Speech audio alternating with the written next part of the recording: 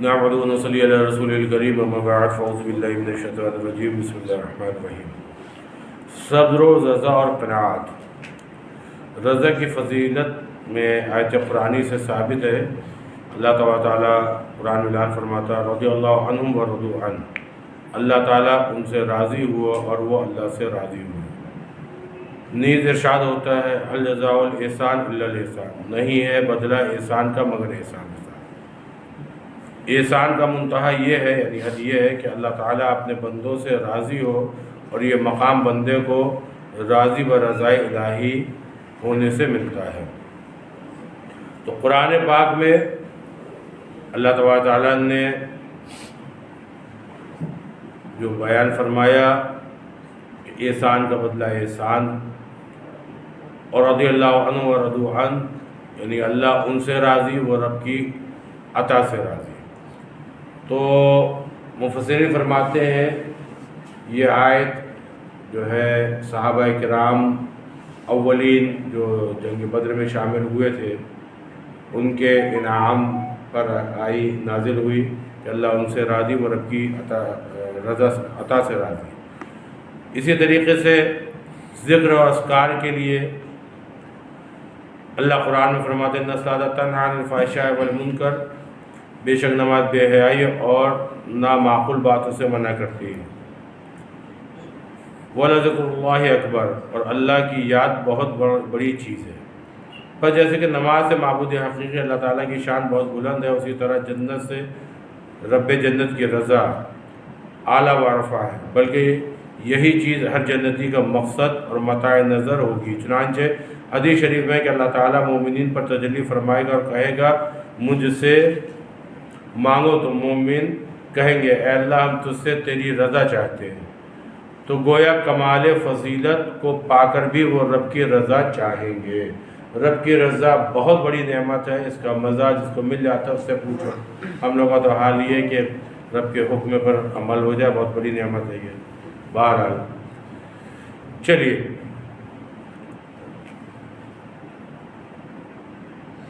بعض مفسرین کا کہنا ہے اس سے زیادہ کہ یہ معنی ہے جنتیوں کو رب العالمین کی جانب سے 3 تحفے ملیں گے۔ پہلا یہ کہ انہیں جنت میں ایسے تحفے دیے جائیں گے جو پہلے سے ان کے پاس موجود نہیں ہوں گے۔ چنانچہ فرمان الہی ہے فَلَا تَعْلَمُ نَفْسٌ مَا أُخْفِي لَهُم مِّن قُرَّةِ أَعْيُنٍ، بس کوئی نفس نہیں جانتا کہ اس کے لیے کون سی آنکھوں کی ٹھنڈک چھپائی گئی ہے۔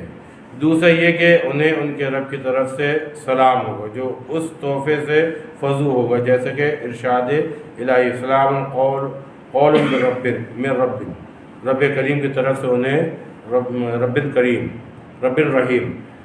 رحیم کی طرف سے انہیں سلام کہا جائے گا۔ تیسرا یہ کہ اللہ تعالیٰ فرمائے گا میں تم سے راضی ہوں، اور یہ بات سلام اور تحفے سے بھی بہتر اور اعلیٰ ہے۔ چنانچہ فرمان الہی وَرِضْوَانٌ مِّنَ اللَّهِ اکبر، اور اللہ کی رضا اللہ کی طرف سے بہت بڑی خوشنودی ہے یہ، یعنی ان نعمتوں سے بھی افضل ہے جن کو انہوں نے حاصل کر لیا۔ بس یہی اللہ تعالیٰ کے مقصد رضا ہے جو بندے کی رضا جوئی کا پھل ہے۔ فرمان نبی ہے کہ حکماں اور علماء اپنی فقہ کی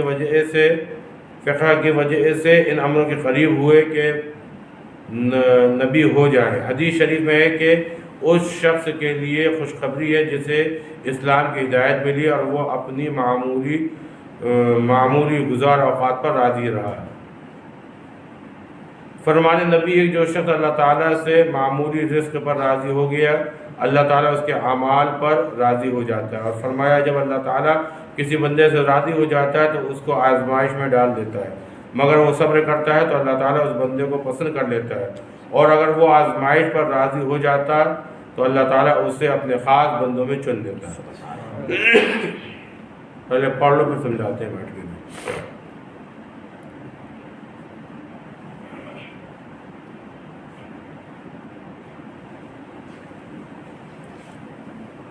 فرمان نبی کہ جب قیامت کے دن ہوگا اللہ تعالیٰ میری امت کے گروہ کے پر پیدا فرمائے گا، اور وہ ان پروں سے اڑ کر قبروں سے نکلتے ہی سیدھے جنت میں پہنچ جائیں گے۔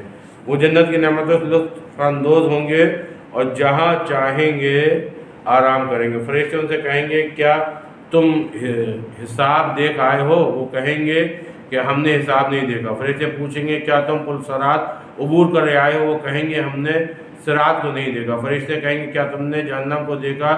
وہ کہیں گے ہم نے کسی چیز کو نہیں دیکھا۔ تب فرشتے کہیں گے تم کس کی امت سے ہو؟ وہ کہیں گے ہم محمد صلی اللہ علیہ وسلم کی امت ہیں۔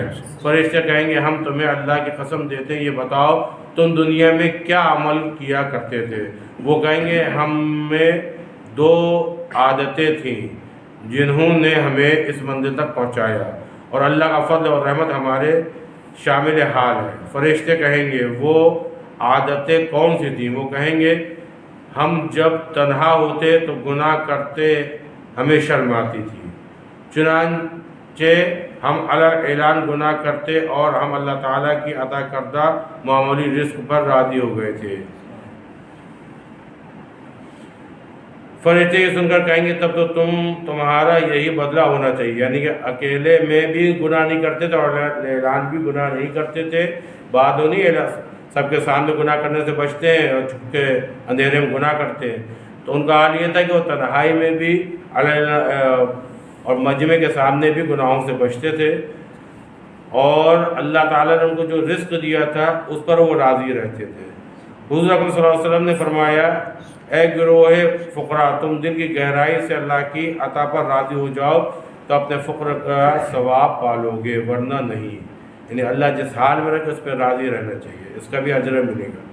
موسیٰ علیہ السلام کے واقعات میں ہے کہ بنی اسرائیل نے ان سے کہا کہ اللہ تعالیٰ سے ہمارے لیے کوئی ایسا عمل دریافت کیجیے جس کے باعث وہ ہم سے راضی ہو جائے۔ موسیٰ علیہ السلام نے بارگاہ الہی میں عرض کیا اے اللہ تو نے ان کی گزارش سن لی۔ انہوں نے کیا کہا؟ رب تعالیٰ نے فرمایا اے موسیٰ ان سے کہہ دو کہ یہ مجھ سے راضی ہو جائیں، یعنی میرے دیے ہوئے کم و بیش پر راضی ہو جائیں، میں ان سے راضی ہو جاؤں گا۔ ٹھیک ہے، چلیے تھوڑا سا چھوڑ کے ہم پڑھا رہے ہیں تاکہ یہ بات پورا کریں۔ حضرت جابر رضی اللہ تعالیٰ سے مروی ہے کہ حضور اکرم صلی اللہ علیہ وسلم سے ایمان کے متعلق پوچھا کہ آپ نے فرمایا ایمان صبر اور سخاوت کا نام ہے، اور فرمایا صبر جنت کے خزانوں میں سے ایک خزانہ ہے۔ ایک مرتبہ آپ سے دریافت کیا گیا کہ ایمان کیا ہے؟ آپ نے فرمایا صبر، اور یہ بات حضور اکرم صلی اللہ علیہ وسلم کے اس فرمان کے مثل ہے جس میں حضور اکرم صلی اللہ علیہ وسلم سے دریافت کیا گیا تھا کہ حج کیا ہے؟ تو آپ نے فرمایا وقوع عرفہ، یعنی اہم رکن وقوع عرفہ ہے۔ فرمان نبی کے سب سے عمدہ عمل وہ ہے جسے نفس برا سمجھتا ہے۔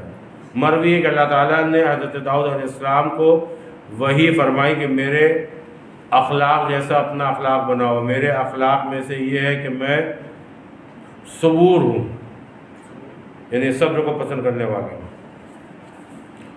عطا رضی اللہ تعالیٰ نے ابن عباس رضی اللہ تعالیٰ عنہما سے روایت کی کہ حضور اکرم صلی اللہ علیہ وسلم جب انصار میں تشریف لائے تو فرمایا کیا تم مومن ہو؟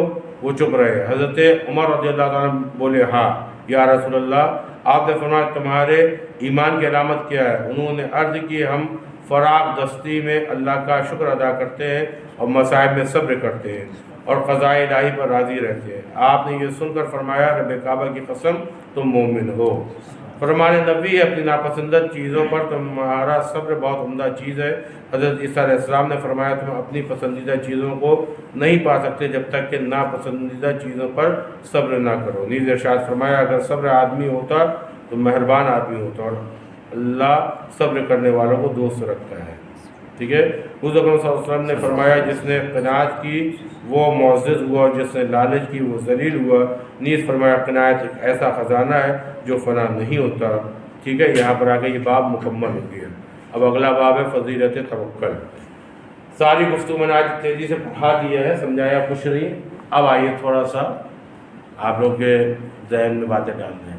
ساری بات کا خلاصہ یہ ہے کہ سب سے بڑا انعام رب کی رضا پر راضی رہنا۔ نفس ہمارا سب سے بڑا دشمن ہے۔ ٹھیک ہے، صوفیہ نے نفس کے قسمیں بیان کی ہیں۔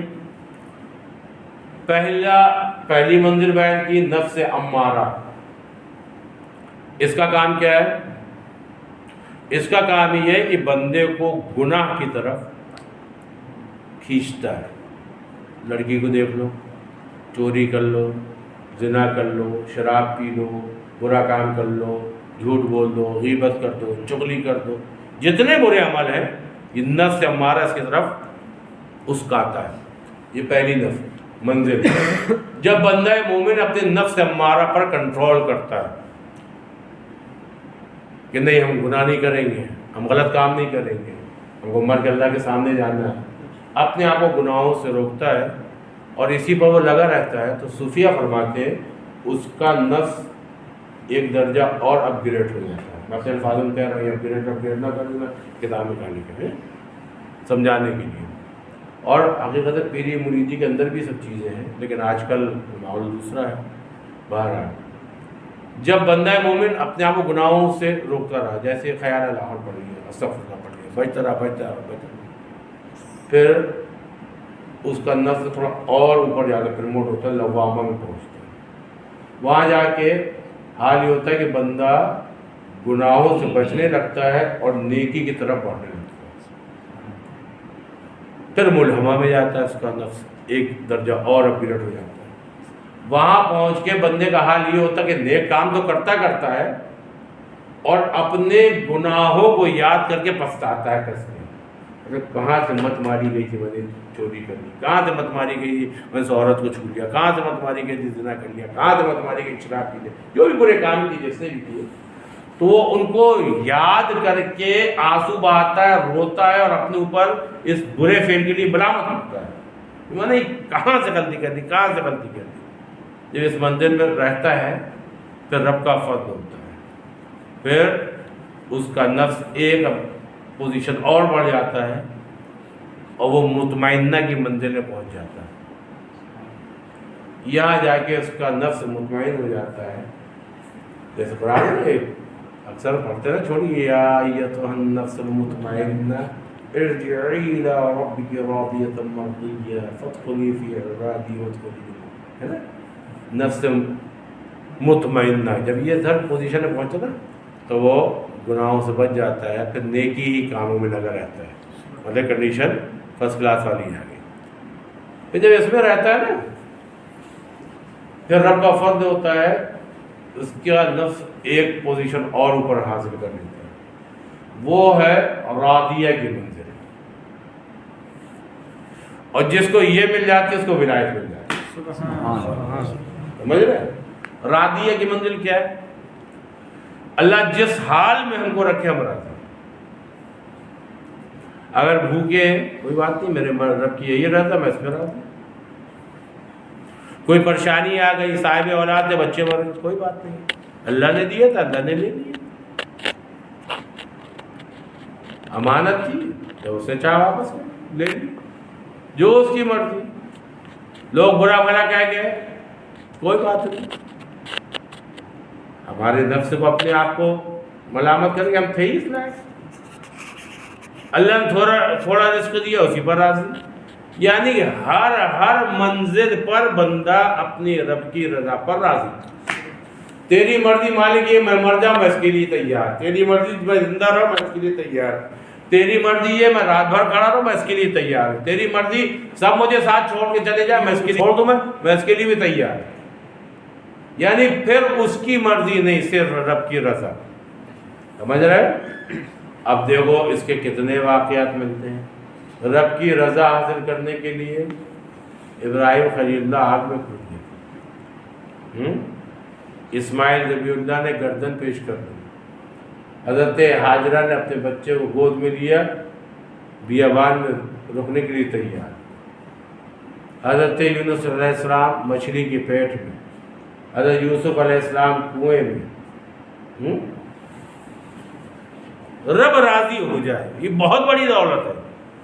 اور جب یہ مل جاتی ہے پھر رب کا فضل ہوتا ہے. بندہ کا جو نفس ہے پھر اس کی جو اگلی منزل آتی ہے مرضیہ کی منزل ہے. مرضیہ کی منزل کیا ہے جانتے ہو؟ ابھی تو حال یہ بندے کا حال یہ جو رب کی رضا. میرے مالک تیری رضا ہاتھ کٹوا دے، ہم کٹوانے کے لیے تیار ہیں. تیری رضا جان دے تو ہم جان دینے کے لیے تیار ہیں. تیری رضا ہم بھوکے رہو، ہم بھوکے رہنے کے لیے تیار. تیری رضا کھاؤ پی، ہم اس میں جو میرے مالک تیری رضا میں اس پہ راضی. جب بندہ اسی میں لگا رہتا ہے نا پھر رب کا فضل ہوتا ہے. پھر رب کا فضل یہ ہوتا ہے کہ اس کو مرضیہ کی منزل ملتی ہے. سمجھ رہے ہیں؟ اور مرضیہ کی منزل کیا ہے؟ رب اپنے ان مخصوص بندوں پر فضل فرماتا ہے میرے بندے جو تیری مرضی وہ ہم پورا کر دیں گے. سمجھ رہے ہیں؟ اب آئیے جو اس منزل پہ ہیں. اب جیسے ہم کہیں جا پوری ٹنکی کا پانی گلاس میں لے آؤ، لا سکتے ہو؟ اگر پاگل ہو گئے کیا بھائی جانا، اتنی بڑی ٹنکی گلاس میں منگوا رہے ہیں. عقل کیا کہتی؟ عقل کیا کہتی؟ پانی ٹنکی کا بھرنا تو اس سے بڑی ٹنکی کا. بھائی بڑی چیز ہوگی تبھی چھوٹی چیز اندر آئے گی نا. عقل کا تقاضا یہی ہے. تو یہ صاحب کہتے بھائی حضرت یہ ایک گلاس میں تھوڑی نہ آ جائے گا پانی، آپ کو غلط فہمی ہوگی ٹنکی بہت بڑی ہے. آدھے کا کپ سمجھ لیا کیا؟ ہاں ایک کپ کا پانی تو گلاس دے دیا ہم بھر لاتے ہیں. پاسبل ہی نہیں ہے بھائی. پاسبل ہے؟ امپاسبل ہے نا. یہ ہمارے تمہارے لیے امپاسبل ہے. اب اللہ کے لیے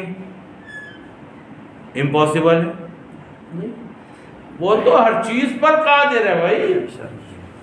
وہ تم تو گلاس بہت بڑا دے رہے ہو، تم ادھر کی شیشی دے دو اسے پوری ٹنکی کا پانی آ جائے گا.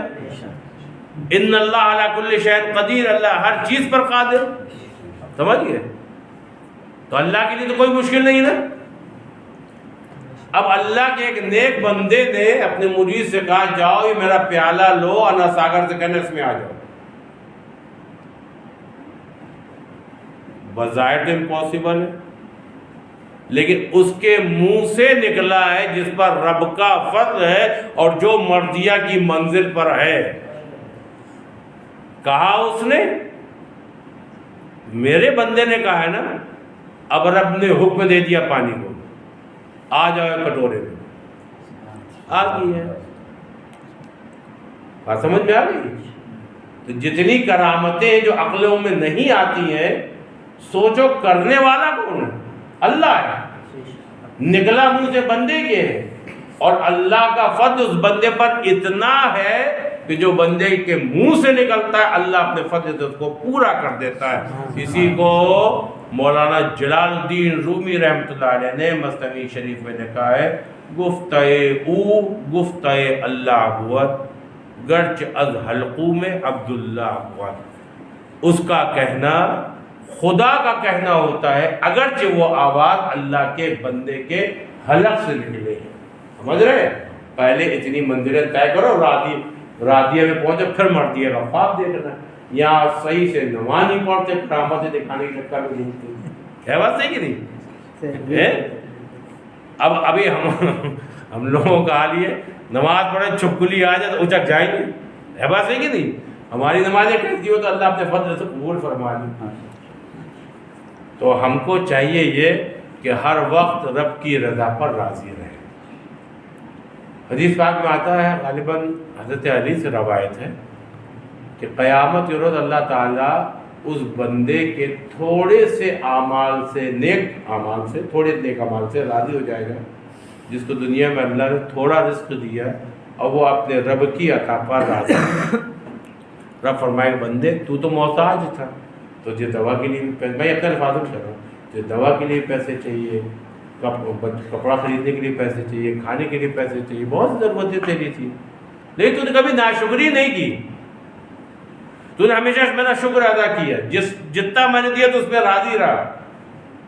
تو بندہ ہو کر میرے تھوڑے دیے رزق پر راضی، وہ تو رب ہے، اس کا ہمارے سجدوں کی کیا حاجت؟ وہ تو بے نیاز ہے، ہمارا مالک ہے. لا تھوڑی سی نیکی تو ہم تو وہ جنت عطا فرما. تو آج کا درس یہ ہے کہ ہم کو ہر بات پر رب کا شکر ادا کرنا چاہیے. کبھی ناشکری مت کیا کرو. بہت تکلیف ہوتی ہے، کچھ لوگوں کی عادت ہوتی ہے، ارے پیر صاحب دعا کر دیجئے، ہماری اوپر ہی ساری مصیبت ٹوٹنا تھی، ابھی اماں بیمار پڑی تھیں، وہ اچھی ہوئی تو ابا بیمار پڑ گئے، وہ اچھے ہوئے تو دکان میں آگ لگ گئی ہے، پرسوں بیوی پیر ٹوٹ گیا تو یہ ہو گیا. ارے یار ٹھیک ہے، تکلیفیں آ رہی ہیں، اگر صبر کر لو، اگر صبر کر لو، ہاں اپنے رب سے مانگو تنہائی میں، لیکن چار کے سامنے مت کرو. اور یوں کہو میرے مالک اگر تیری یہ رضا ہے میں اس پر راضی، لیکن تو تو میرا رب ہے، تو تو قادر مطلق ہے، میرے مالک ہم پر فضل بھی فرما دے، ہم پر کرم بھی فرما دے۔ تو ایسا بے نیاز ہے، ایسا مہربان ہے، جو ماں کے پیٹ کے اندر ہم کو آکسیجن دیتا ہے، ہماری غذا ہم کو پہنچاتا ہے، تو کیا ہم کو محروم فرمائے گا؟ نہیں، مانگنے کا سلیقہ آنا چاہیے۔ تو یہ الفاظ ایسے مت کیا کریے۔ جانتے ہو عورتیں زیادہ جہنم میں جائیں گی، اس کی جو وجوہات علماء کرام نے بیان کی، اس میں ایک وجہ یہ بھی ہے کہ عورتیں ناشکری ہوتی ہیں، اور اللہ تعالیٰ کو ناشکرہ انسان پسند نہیں۔ اللہ قرآن میں فرماتا ہے تم شکر ادا کرو ہم تم کو اور دیں گے، تم شکر تو ادا کرو۔ تو آج کا درس یہ کثرت سے ہم شکر ادا کریں۔ بات کرتے ہیں یار ہم کس بات کا شکر ادا کریں؟ ہمارے بات تو کچھ ہے نہیں، روزانہ مزدوری کرتے، روزانہ کھاتے، وہی شکر وہ ادا کریں جو گاڑیوں میں گھومتے ہیں۔ اس طرح کے جاہلانہ جملے کچھ کہہ دیتے ہیں۔ یہ بتاؤ تم اگر اندھے ہوتے کیا کر لیتے؟ تم گونگے ہوتے تو کیا کر لیتے؟ تم تسلا اور پھوڑا لے کر جاتے، روزانہ جا کر بیٹھتے، کوئی تم کو کام میں نہ لگاتا، تم کیا کر لیتے؟ اللہ ہی نے تو کسی کے دل میں ڈالا جو تم کو کام کے لیے لے گیا اپنے گھر۔ اتنی نعمتیں ہیں، چلو تم دن بھر کام کرتے، پیسہ لے کر آتے، لیکن ایسی بیماری ہو جاتی تم کچھ کھا نہ پاتے، کیا کرتے بولو؟ کیسی کیسی بیماری ہیں بیٹا، اسپتالوں میں دیکھو۔ اب چونکہ ہمارے پاس لوگوں کے خون باہر سے آتے، کسی کا حال یہ ہے کہ بیمار ایسے ہو گئے کہ یہاں پر پائپ لگا دی، یہاں سے کھانا جا رہا ہے، کسی کا حال یہ پیٹ میں پائپ ڈال دیے، وہاں سے کھانا جا رہا ہے۔ میں نے خود اپنی آنکھوں سے دیکھا کہ پیٹ کے باہر پولیتھین لٹکی ہوئی ہے، پیخانہ کھانا سب اسی میں آتا ہے، مہینوں لیے گھوم رہے ہیں۔ کیوں؟ جس راستے سے پیخانہ جاتا ہے اس راستے میں کچھ خرابی آ گئی، ڈاکٹر نے کاٹ کے مصنوعی پیپ لگا دیا، یہ بڑی تھیلی۔ تم نے تو یہ بھی دیکھا ہوگا نا، پیشاب کی تھیلی لیے گھومتے نا، اگر ہمارا پیشاب نہ نکلے کیا کر لو گے تم؟ ایمانداری بتا کیا کر؟ بولو یہ نعمت ہے اللہ کی کہ نہیں ہے؟ پھر ڈائلیسس کرانا پڑے گا ہفتے میں 3 بار، کارڈ بن گیا ٹھیک ہے، فری میں ہو گیا تو ٹھیک ہے، 3,000 2,000 روپے خرچہ کرو۔ یہ سوئی لگے، پورا خون نکلا، فلٹر ہوا تو خالی پانی نہیں نکلا، آپ کے جسم کا وٹامن بھی نکل گیا۔ جو ڈائلیسس کرانے والے دبلے پتلے ہوتے جاتے ہیں۔ اللہ نے کتنی اچھی مشین لگا دی ہمارے پیٹ میں جو پانی بھر نکالتی ہے، وٹامن نہیں نکالتی، پانی نکالتی ہے خالی، جو زیادہ ہو جاتا ہے، وٹامن نہیں جاتے۔ بولا میں اس کا شکر ادا کریں؟ کرتے کبھی بیٹھ کے روئے ہو اللہ کتنا تو مہربان ہے، مہربان، میں اتنا شربت پی دیا تھا، پانی پی دیا تھا، پیشاب کے ذریعے سب باہر چلا گیا جو بیکار کا تھا، کام بتا رک گیا، کبھی روئے اس کو یاد کر کے؟ سنجیدگی سوچو، کرنا چاہیے۔ تم شکر ادا کرو، دیکھو اللہ کتنا دے گا میرے بھائی، وہ تو بڑا مہربان ہے یار۔ جب وہ غیروں کو دے رہا ہے، غیر تمہارا جو اس کے سامنے سجدہ نہیں کرے ان کو دے رہا ہے، تو جو بندے اس کے سامنے سجدہ کریں۔ ہاں کبھی کبھی آزمائش بھی ہوتی ہے، اور خاص بندوں پر ہوتی ہے جن پر رب فضل فرماتا ہے، اور پھر وہ اگر صابر بنے رہتے ہیں تو ان کو انعامات بھی مل جاتے ہیں۔ لیکن جب تھوڑے سے میں پے کرنے لگے تو کیا ہوگا؟ بیل اللانا کے پاس ہارون رشید آتا تھا، ان کا مزار جو ہے بغداد میں ہے، اور مزدور ٹائپ کے تھے یہ، تو بادشاہوں سے جو اللہ والے ہوتے تو بادشاہوں سے بہت بھاگا کرتے تھے۔ ہاں یاد ہے ہندوستان میں بادشاہ آیا تھا نا، نام کیا اس کا، جلال الدین کر کے کوئی تھا، جو محبوب الہی کی بارگاہ میں جانے کے لیے بلایا تھا، علاء الدین خلجی ٹائپ کا کچھ ایسی تھا، تو اس نے بلایا محبوب الہی کا، فقیروں کا بادشاہوں کے محبوب کوئی کام نہیں، اور اس کو اشتیاق ہو گیا۔ تو مختصر واقعہ بہت بڑا ہے۔ تو بادشاہ چپ چاپ سے آ گیا خانقاہ میں، محبوب الہی نے کہا دربان بٹھانا، اندر آنے مت دینا۔ اب دربان کو دیکھا تو بحث بدل کے آیا تھا، روک لیے. تو اس نے کہا مجھے ملنا کا اجازت دی. اس نے پرچہ لکھا تھا جا کے محبوب الہی کو دے دوں. پرچہ لے کے گیا، اس میں لکھا تھا محبوب الہی کا جو پرچہ پہنچا بادشاہ نے. کیا بات ہے، بادشاہوں کے محل میں بھی دربان ہے اور فقیروں کی خانقاہ میں بھی دربان ہے. محبوب الہی نے جواب بھیجا، پرچہ آیا بادشاہ نے، اس میں لکھا تھا ہاں بادشاہوں کے دربار میں جو دربان ہے وہ غریبوں فقیروں کو اندر نہیں آنے دیتے، اور جو فقیروں کے دروازے میں دربان ہے وہ بادشاہوں کو اندر آنے نہیں دیتے. تو اللہ والے مقصد یہ بتانے کا یہ تھا، واقعی یہ نہیں سمجھ. اللہ والے جو ہے یہ سب دور بھاگتے ہیں پیسے والوں سے، اور آج کل جتنا پیسے والا اپنی مرید خاص، ارے میرا کلیجہ، میرا دل کا ٹکڑا، میرا پھیپڑا، نرگٹا دل ہے، جتنا تعریف نہیں اتنی مضبوط نظرانہ ملے گا کہ نہیں ملے گا بھائی. یہ حال ہو گیا تو روحانیت کہاں رہے گی؟ مرید کی نظر پیر صاحب کی دعا میں تعویذ میں رہ گئی، پیر صاحب کی نظر مرید کے نظرانے میں رہ گئی. یہ دور چل رہا ہے. تو پہلے بھاگا کرتے تھے اللہ والے. ایک دن خلیفہ ہارون رشید نے پکڑ لیا بیت اللہ میں، کہا کچھ نصیحت کری. کہا تو بادشاہ تو دے گا کرنا نصیحت، کہتے تو کچھ کری. کہا بادشاہ تو بادشاہ ہے بھائی، کہا کچھ تو نصیحت کری. اچھا بادشاہ یہ بتا تو ریگستان میں ہے اور تیرا لشکر سب تو دور ہو گیا، تو تنے تناؤ پیاس سے تو تڑپ رہا ہے اور بس پیاس کے مارے تیری دم نکلنے والی ہے. اس وقت کوئی آئے اور ایک گلاس شربت کا ٹھنڈا ڈالے تجھے دے اور کہے بادشاہ یہ پی لو لیکن آدھی بادشاہ دے دو، تم کیا کرو گے؟ کہا کیا پوچھتے، جان بچاؤں گا، آدھی بادشاہ دے دو، مرنے تو اچھا بھائی، شربت لے لوں گا، جان بچاؤں گا، آدھی بادشاہ دے.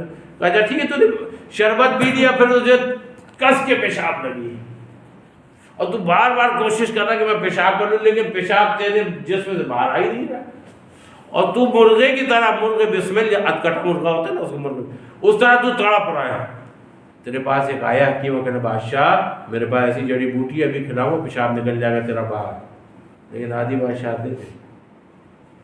کیا کرے گا؟ کیا کروں گا، جان بچاؤں گا، دے دوں گا آدھی بادشاہ. بس دے دے گا آدھی بادشاہ. تو بادشاہ سن، دیکھ تیری بادشاہت کی حقیقت، ایک گلاس ٹھنڈا پانی، چند قطرے پیشاب کے، اس پہ غرور گھمنڈ مت کر، اللہ کے دیے اوپر راضی رہ. سمجھ رہے؟ آج کا درس یہی ہے، ہم لوگ کثرت سے اللہ کا شکر ادا کریں. اللہ تعالیٰ مجھ کو بھی اور آپ کو بھی اپنے شاگرد بندوں میں شامل فرمائے. میرے پڑھانے میں سمجھانے میں کسی بھی قسم کی غلطی ہو گئی ہو تو اس کو معاف فرما. ہم جو تسنت اس پر ہم وقوف کو عمل کی توفیق عطا فرما. وصلی اللہ تعالیٰ علیہ خیر خلق محمد و آلہ وصحبہ اجمعین.